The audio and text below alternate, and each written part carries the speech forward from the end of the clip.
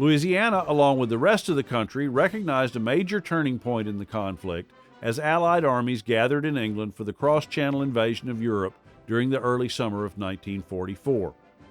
The Normandy beaches, bought with such terrible cost on June 6, 1944, established a foothold from which Allied soldiers pressed to liberate Nazi-dominated Europe. By the spring of 1945, many observers realized that Germany could not sustain the war effort much longer and looked forward hopefully to a quick end to the war. The nation, however, had to endure one more trial before it could savor a victory over the Nazis and their allies. President Roosevelt died at his Warm Springs, Georgia retreat on April the 12th. While some Louisianians had opposed Roosevelt during his third and fourth campaigns, the president had nevertheless remained popular in the state.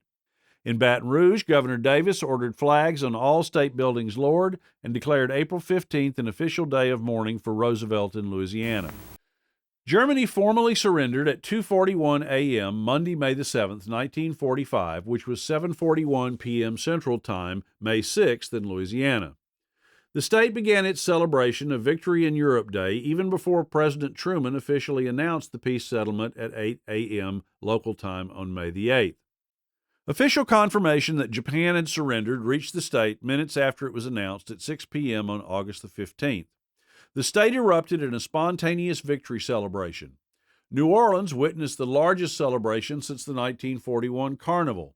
Confetti piled 6 inches deep on some downtown streets. We started driving into the city, and suddenly all the people in the other cars were blinking their headlights.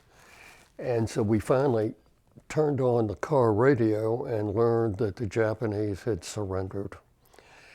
And by the time we got into the city of New Orleans, there was not a business open. And we had planned to take the teacher out to dinner, and so we had to feed her at home, and all my mother could come up with was a can of Spam. And so she put cloves in it and warmed it in the oven, and I remember it with great distaste, and I have never eaten Spam since. Daddy had shrapnel in his back and lost a piece of one of his feet and spent the next 8.5 months in a hospital. He always joked that he was read his last rites twice and everything, but he did say that the thing that touched him most was though when he arrived back in the Florida parishes from his combat experience, when he got off the train there was no one there to welcome him, and he said the railroad station happened to be near the firehouse, and one of the firemen who knew him saw him there, pulled the fire truck over, came and got him, put him in the fire truck and drove through the town with the whistle blaring the whole way that Sammy Hyde was back, and pulled up to his mother's house there. And he said that it was at that moment when he saw his mother coming out and he realized he was home back in the Florida parishes, that all the emotions that had been pent up in him the whole time came out, and he said he was like a blubbering baby there in his mama's arms getting back home to the Florida parishes of Louisiana. It's fitting that we end this story of Louisiana during the years of World War II on this spot of ground where we began. It's not famous, nor is it even readily accessible, but it has a connection to an aspect of the war that we must never forget. This 40-acre plot of ground is the Bryant Field, located in DeVille, Louisiana.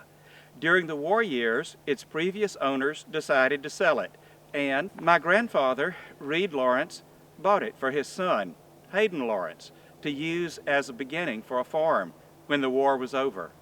My Uncle Hayden was then serving in the United States Army in the Philippine Islands. He never came back to claim this land.